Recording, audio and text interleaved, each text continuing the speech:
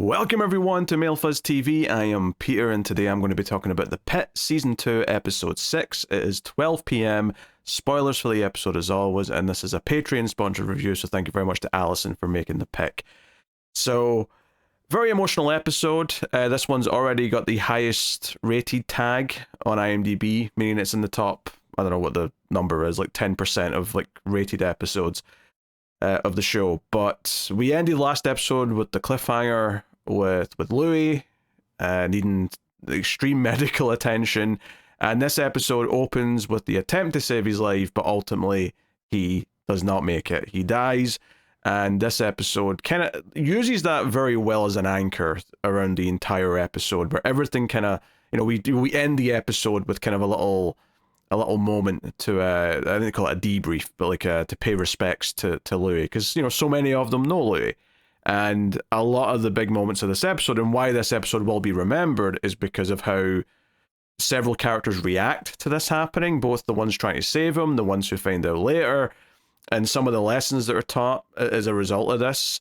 And then the other thing this episode will be remembered for, I think, is the fact that it's more of a nurse-focused episode. Now, there's still a fair bit of Robbie, of course, and some of the others, but a lot of the other Doctor characters take a back seat. They're there in various scenes. Mackay's there, Mohan's there, and so on. But like they're kind of like fade away into the background. There's almost no King or Javadi this episode.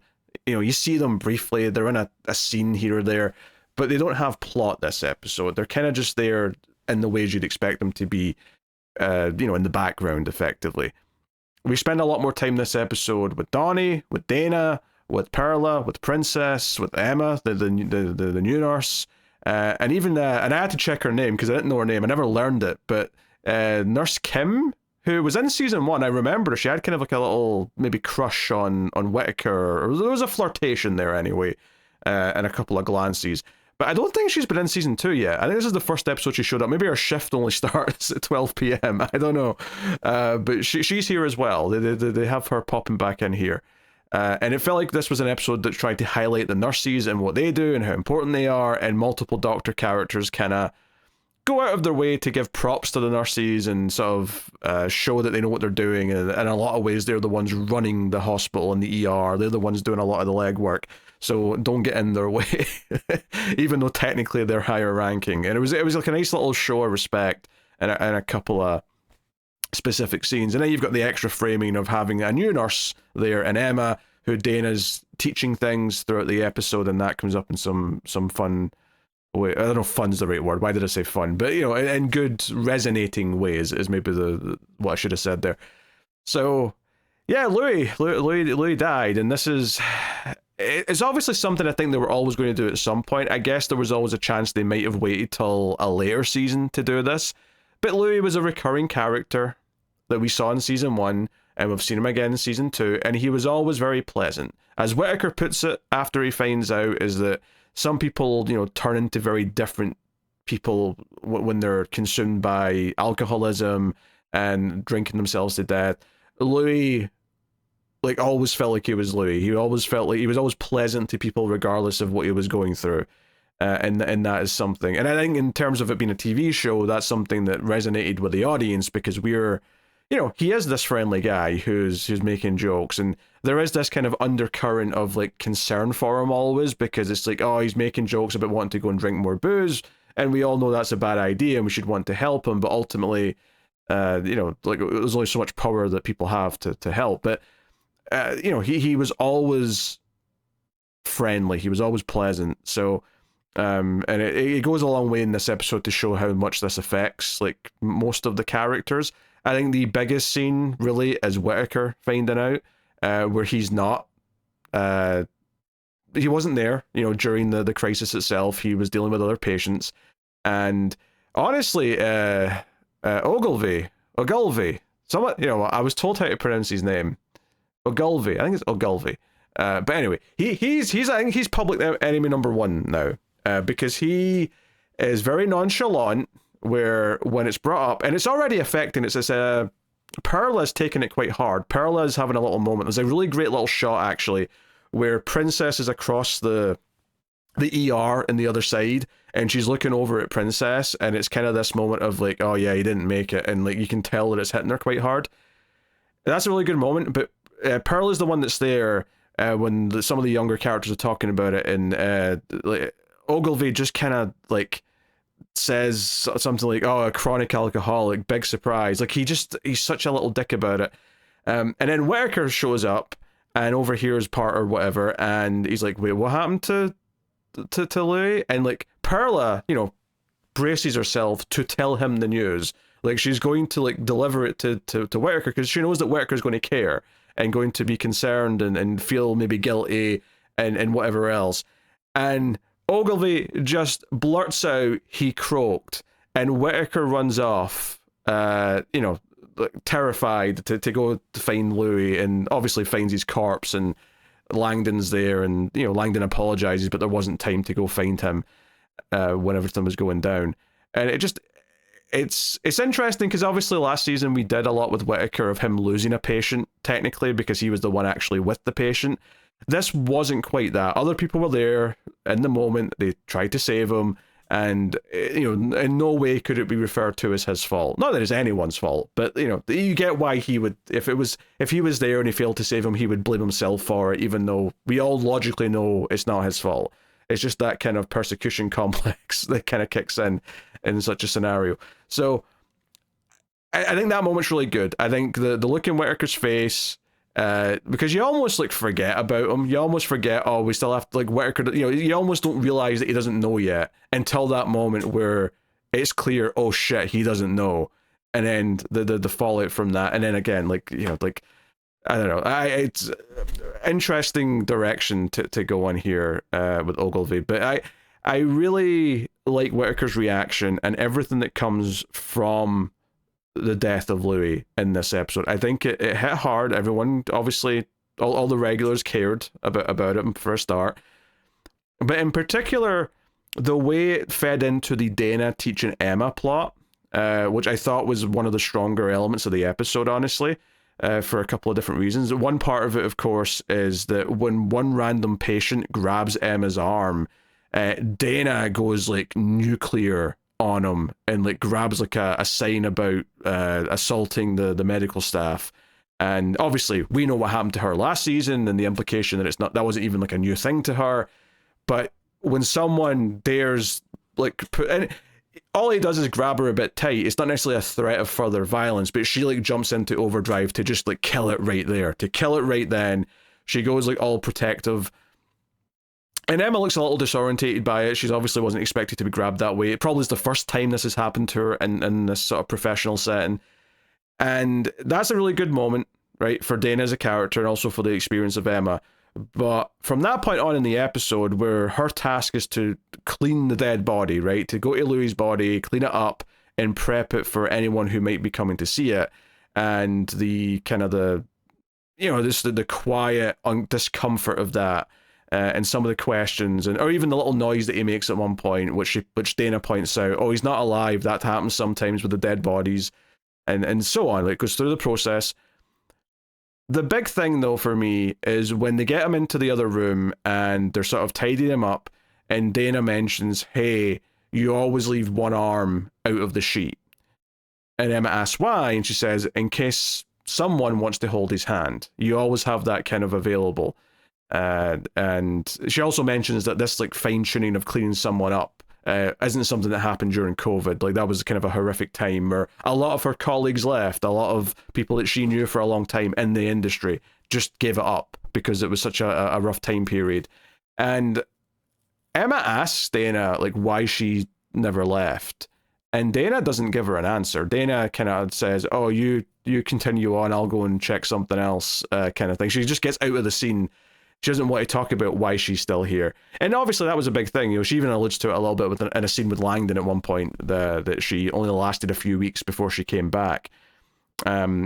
So I like that because I like it in a few different ways. One, I don't think it's an accident that these scenes of Emma asking these questions and finding out why we leave the arm out, and hearing these tales of Dana talking about the patients and like being respectful, with Ogilvy making the comment that he made, oh, he croaked, who gives a shit? Like, that attitude, I don't think it's an accident that that's in the same episode as all of these lessons that Dana's giving Emma. And the payoff to it, of course, is at the very end of the episode when they're having their little moment where they're telling Louis stories around his body for a minute.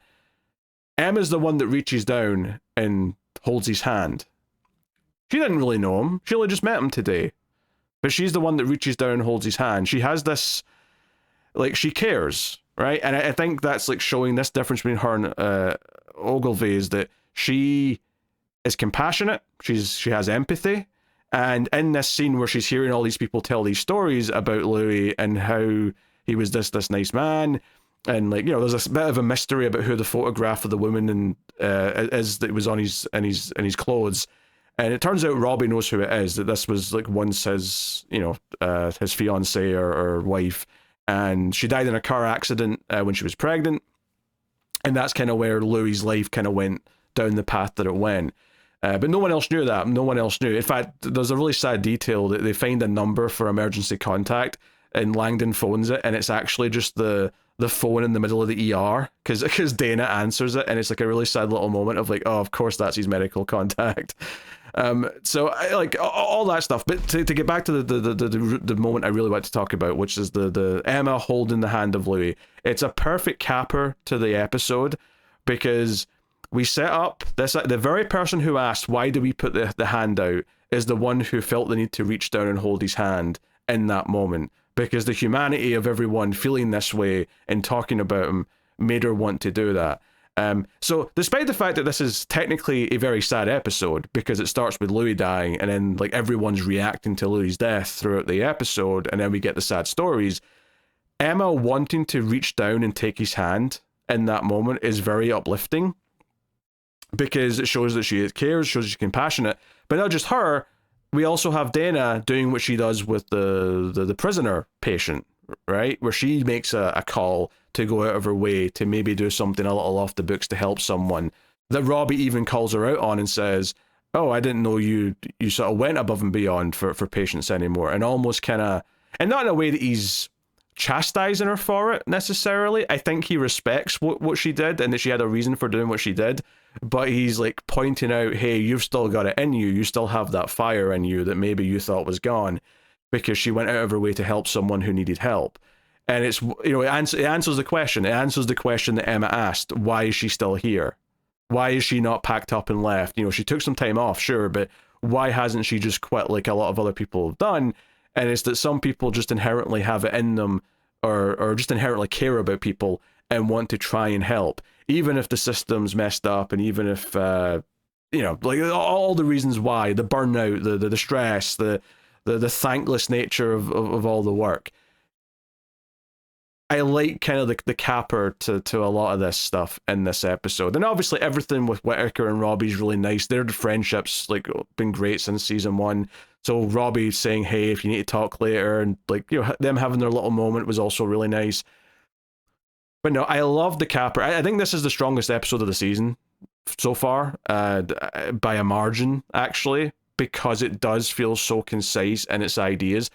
And also because it spotlights these other characters in a really nice way, and a couple of different fashions as well, which is nice. And it suddenly makes so much sense why we have a new young nurse, like a nurse who's training, a nurse who's been taught by Dana. Because often it's a conduit for the audience to have a character who needs to have stuff explained to them. Admittedly, it's more of a season 1 thing usually than a season 2 thing. But it's actually just showing how much there is to understand and learn about the systems here, about the people involved here, and the stress that it takes, and all the different people that it requires to keep this place going. That we can spend a whole season and a half mainly focusing on doctors, only to sort of pause and say, yeah, but the place would fall apart if the nurses weren't doing their job and keeping up to date with all this stuff. And as much as I'm giving Ogilvy a lot of shit this episode for some of the things he says and his attitude towards Louis, he is the one that asked Donnie to show how to, like, stitch up this particular type of wound, because Donnie's very good at it. And yeah, they all pay attention to Donnie. They watch him at work like he's a master of what he does. And it's like a nice little moment of respect. And then similar, there's a moment with Nurse Kim where she just kind of walks through the scene and kind of, like, says, like, all the things the patient needs. And I don't know if it's Joy or one of the others who says, wait, why does she know all that? Or how does she know all that? And Robbie just smiles and says, because she just does. And it's almost this idea that the younger medical students, like, wait, the nurses aren't supposed to have that level of medical knowledge necessarily. But it's clear that just by working as a nurse, they pick up a lot of things with the experience, right? And and she was right. Like, there wasn't a single thing to correct. If anything, because they don't have to.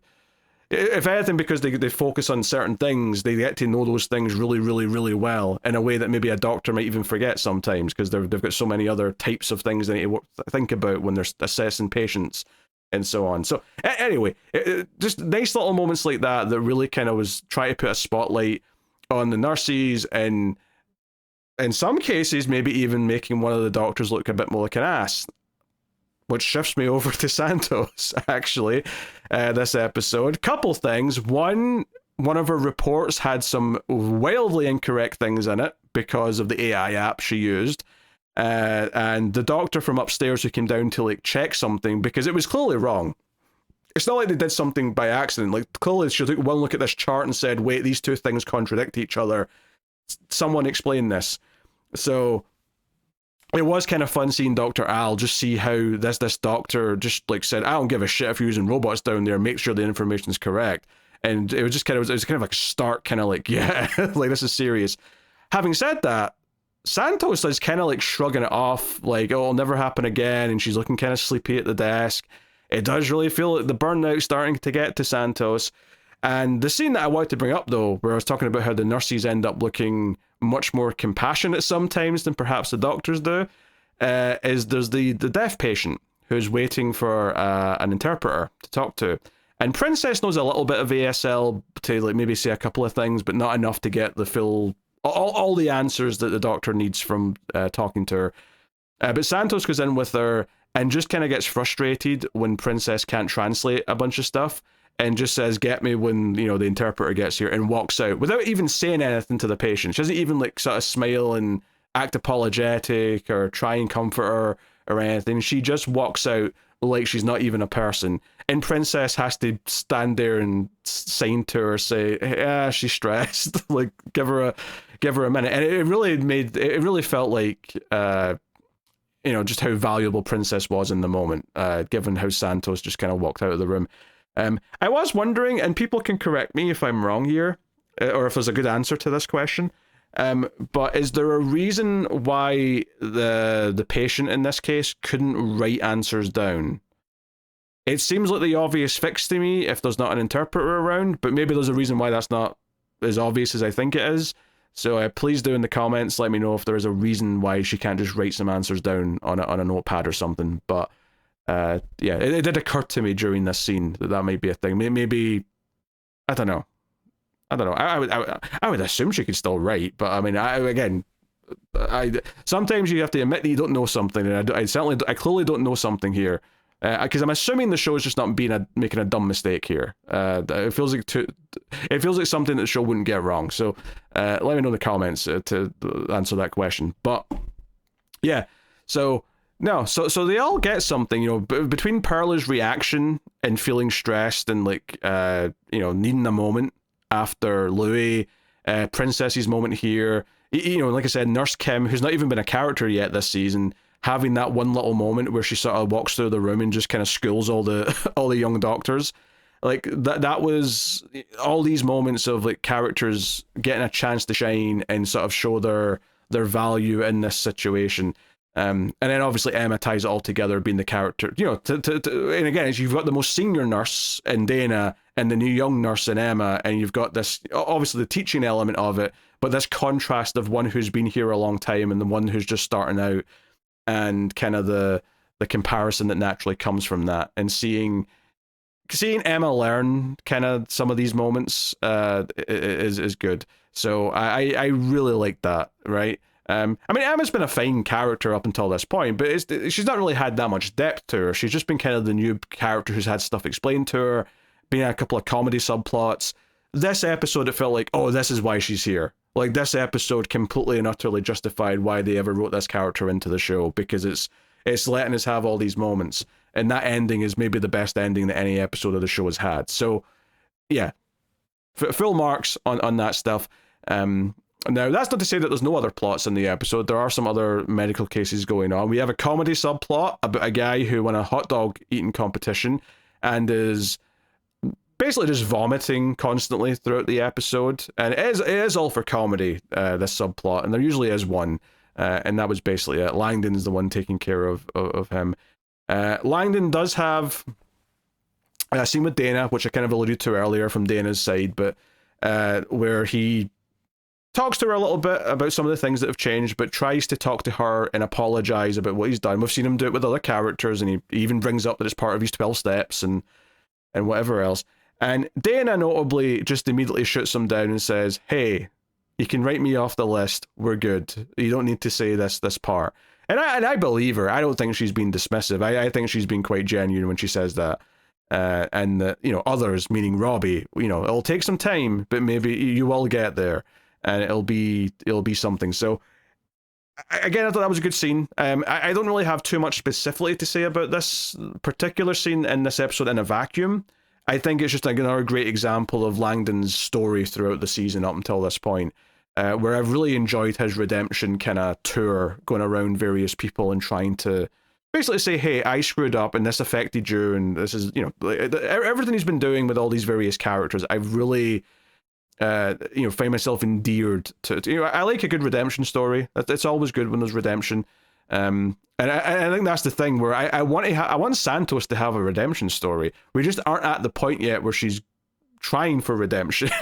We're still in the part where she's kind of not quite learned that she needs to kind of redeem herself, and that's not to say that she's done anything like one singular thing that's as bad as what Langdon did before, but just more of a general kind of vibe and attitude. And clearly, maybe it's making her relationship with Garcia not go so well, because Garcia kind of, says, oh, I won't be over tonight, when once asked. In fact, we waited until episode 6 to even have them in the same scene together, and it's very quick. And Santos just casually says, hey, you still coming over tonight? And she's like, oh, I might need a rain check. And it just, it's the little vibe of she doesn't want to. There's some stress there. There's some strain on this relationship. Is that Santos specifically causing that strain? Is it a combination of multiple things? We know that there was a little bit of friction because of Whittaker sometimes being around, from an earlier comment in the season, but it does kind of feel like maybe Santos refusing to accept that she's spreading herself too thin, and therefore getting burned out, is affecting multiple things in her life. And maybe again, there's some growing that needs to be done there for sure. So that is that. Yeah, no, that was good stuff. I have no complaints here. Also worth mentioning, we don't see it, but we do get a little update on the woman with the leg, where the infection was spreading and the antibiotics weren't doing anything. Apparently they're cutting off her leg. They're amputating her leg, and it's just like a little update they get from I think it's from Garcia actually, just at the end of that scene. Robbie just asked for an update, and that's the update they get. So it's it's sad. It's like that took a turn quite quickly, for sure. So yeah, and Robbie and Langdon, I'm still enjoying this kind of like teasing things out to get to that point. There is a little moment, both at the start and the end, where they look at each other when they're trying to help Louis, and maybe even in paying respects to Louis at the end. There's a moment of like, oh, let's forget our beef, and we both care about him, and we both understand how we feel here. So maybe that was a small stepping stone to finally having that conversation. But speaking of Robbie, there was yet another motorbike related incident, another patient, although this one's the most absurd of them so far, where this guy comes in and his injury is not that severe. He's the one that needs to be stitched up because he's got a leg wound. He also has, I think, like a broken hand or a fracture at the very least. But he was the top of a pyramid, like on a motorbike like show. I don't know if it's called a stunt show or just a part of a parade or whatever for the 4th of July. But he was the top of a pyramid. He was standing on a pyramid of people with 4 people on motorbikes at the bottom. And yeah, like everyone's cracking jokes about Robbie, going on his motorbike trip. But Robbie like bonds with this guy. Robbie's like talking about the bike he has, and he's talking about the bike that this guy rides, and this guy's lying there going, "Oh, I'm so jealous, man. Yeah, go be free with the open road." And it honestly makes me think of the scene from Twin Peaks: The Return where Michael Cera shows up as like a Marlon Brando inspired biker, and he's just talking a bunch of nonsense about he's just waxing lyrically and talking in poetry about the open road and freedom and whatever else. And it never gets that heavy here by any stretch, but the second that there was even a hint of that, that's what my mind just jumped to instantly. It was like, all right, okay, all right. So, I mean, what does this build up to? I don't know. Does it build up to Robbie defying all this and still going on his bike trip? Does it build up to him deciding not to go on his bike trip? And more importantly, we're only 6 out of 15 in. How many more motorbike accidents or victims are we going to have in the next several hours? I don't know. It could be interesting to find out. But that's there as well. And then I guess the other big plot of this episode was a continuation of the woman who has cancer and was feeling like a burden to her husband. That's continued here, where she doesn't want to go home. She kind of convinces him to go home alone, and that she'll go with the ambulance and whatever else. She's like, no, go and have a break. At one point, he's in the cafeteria, and Princess says, hey, do you want me to go get your husband? And she's like, no, give him the break. So she's definitely sort of running down that line of thinking where she's constantly feeling like she is a burden, and even talks at one point about how she's watched the life go out of his eyes and their children as well. And whether or not that's true is really not the point here. The point is that she thinks that's what she's perceived. And she's feeling guilty about that. Honestly, it feels like she begs to not leave the hospital by the end of the story, and it seems like, I don't know, I can see her wanting to not only just stay here. I wonder if she's even just like hoping for death at this point, and I don't know how they're going to tackle that, if she'll even ask for that, and put the doctors or nurses in a bit of a position to maybe deal with that, but that was there as well. I mean, this is definitely, obviously, a very downer story. Everyone's going to come out of this one remembering the Louis plot because it's the more emotional and hard-hitting. It matters more to us as the audience because we've spent some time with Louis, and we've spent some time with Louis with the other main characters, so it just hits a lot harder. But this is obviously a very sad story, and it's a very kind of, like everyone in the scene just kind of feels like they know the inevitable here, and we're just kind of trying to make the best of it, and nothing good is happening here outside of just the willingness to try and help her. So yeah, I mean, that's trucking along. And then to go back to the prisoner thing, which I guess is actually another big major plot point of this episode, is that basically he's good to go. He can go back to the prison. He needs a couple of things, but he can be gone. But when they're asking about his diet and stuff, Dr. Al gets concerned. This is kind of her big thing for the episode, actually, is that she gets concerned that his diet is inadequate, that the prison is not feeding them very well, and that they're feeding him 3 times a day, but the portions aren't that great, and it's all carbs, there's no fruit or vegetables. It's kind of a miracle that he's not had a more serious illness, honestly, by this point. And she wants to try and, basically have him admitted to the hospital for a few days so he can get fed better things for at least a few days before he has to go back to the prison, and try and help him out.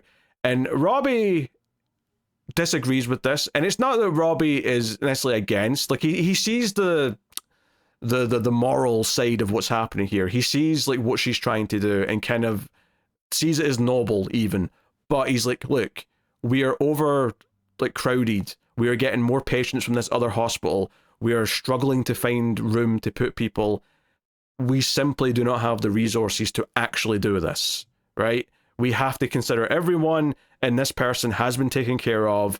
And yes, like I get that we need prison reform and we need to like solve a bunch of other issues, but we cannot do that today.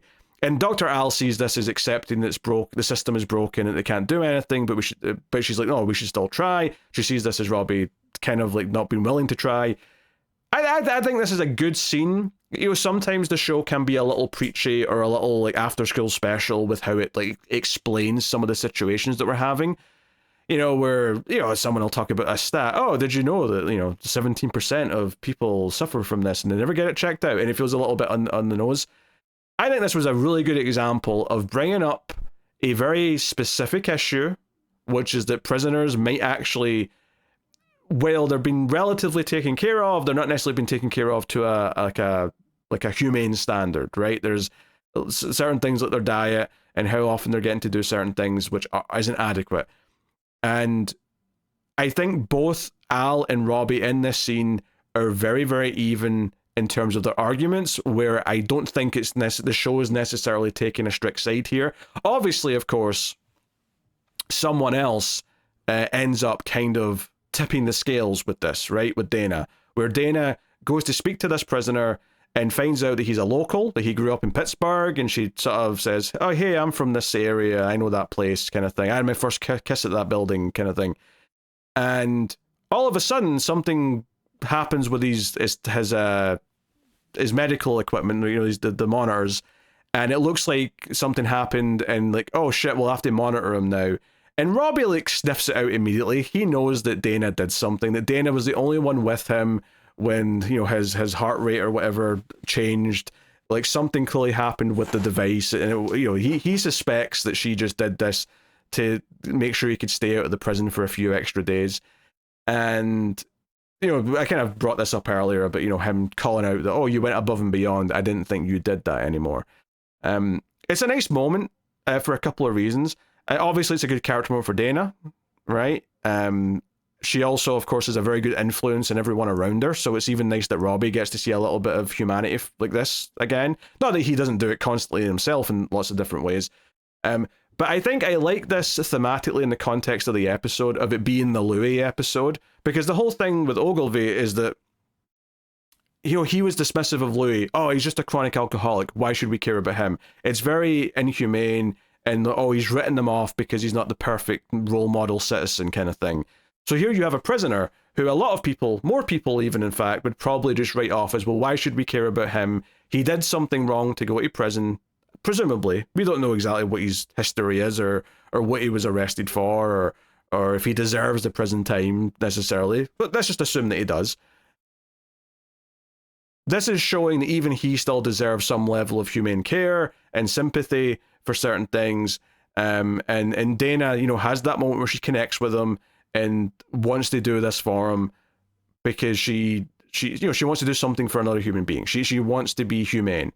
And that feeds kind of into this idea of like, everyone deserves a level of care. Everyone deserves medical attention. Everyone deserves to be treated like a human being. And I think it's a more nuanced kind of like addition to this episode, right? Not the act itself. The act itself of her doing something kind of sly to sort of like bend the rules so that it looks like he has to stay under kind of like, protocols or whatever, is there's nothing subtle about that. It's very obvious what she's done. But I think the idea of mixing this into the Louis story, where we have this idea of he probably won't be claimed by anyone, he doesn't have any loved ones anymore, and people will probably just write him off as a statistic because he's a chronic alcoholic. Just like people stop caring about prisoners because they're in prison and they did something wrong, and so on. So I like how it tied into that. I thought that was a really neat way of bringing these things together. So this Louis stuff thematically overlaps with the prisoner stuff, and I especially like the Dana side of that, where she's teaching Emma in the one storyline about doing the kind thing, leaving the hand out, remembering these human quality moments, and then her doing what she does with the prisoner. But so all of that teaching stuff comes from the Louis side of things. All of these themes come from the Louis side of things. And that's what I was talking about when I said that the Louis focus of this episode, that it starts and ends with him, his plot. It's this anchor that everything else kind of mostly feeds into. And it's probably why maybe the comedy subplot with the hot dogs and perhaps the woman with cancer maybe feels, if anything, I don't want to say out of place, but they stick out a little bit more in this episode as being kind of separate because everything else so wonderfully ties in to each other in terms of themes, in terms of the characters bouncing between the stories. I suppose you could argue the hot dog eating guy, because he leaves saying that he's going to come back next year because he wants to defend his championship and get sick from hot dogs again. I suppose you could compare that to alcoholism, I guess, because Louis always wanted to go and get drunk again. Maybe you could draw some sort of really slight, funny parallel there, but it's very slight. It's not a real thing. That's just a comedy subplot because we need to have some laughs more than anything else. But I think you can see an argument for everything else feeling like it feeds in to that. And I think that's why it's also perfect. This is the episode that spotlights the nurses and gives them more of a floor, a center stage, because they ultimately are the ones perhaps that have to deal with the human side of this more than the doctors do. Because once the doctors have to move on to another patient, the nurses are the ones sort of, they're with them dressing wounds or taking care of their beds or whatever it is. They're the ones that maybe have to take care of the bodies after someone's died. They're the ones who have to kind of be more in tap with the human side of things. So it makes sense that is this episode with all this other stuff going on. So yeah, no, that was a wonderful episode. It's the best episode of the season for sure, and it might even be the best episode of the show so far, just outright. It just. And it's because it's got a mix of those things where a lot of season 1 episodes had the writing that kind of matched this, but what this has is that it has a season and a half of build up, because that's how long we've been with these characters and how long, I mean, not that Louis been there the whole time, but because we've spent time with Louis building up to this, that hits way harder than some patient who just came in would, right? It just does. It's just the way writing works and TV storytelling works. It just is always going to feel that way. So anyway, I've rambled long enough. That is my thoughts on this week's episode of The Pitt. It was excellent, and kind of is, you're kind of seeing kind of the magic of like what they're doing with season 2 here, and that they've got other things to say beyond what they were doing in season 1. Not that I was really worried about that during the first 5 episodes of the show by any stretch. I think these last 2 have been very good, but it just, I think this is where it's like making a case of like, no, we've still got things to talk about. We've still got new lenses to look through. We've still got new things to explore, and this was a solid case for that. So yeah, that's the episode. So let me know what you thought of this one in the comments below. Like, subscribe, all that stuff helps out a bunch, and of course you can support all the content and help keep everything coming over at patreon.com/MailFuzzTV or via YouTube membership if you like. But Patreon will also get you access to all the movie bonus stuff, so check out MailFuzz Movies for all the movie podcasts, and that is me. So yeah. Also, Emma can speak French, and Princess, who can speak 6 languages apparently, starts talking in French to her, and Dana's like, no, we're shutting that down right now. There's enough trash talking in front of me with those 2. We're not doing another language with 2 other people. Well, one of them's the same people, you know what I mean. Anyway, that's the review. I'll see you next time. Keep watching TV. Have you got any vanilla?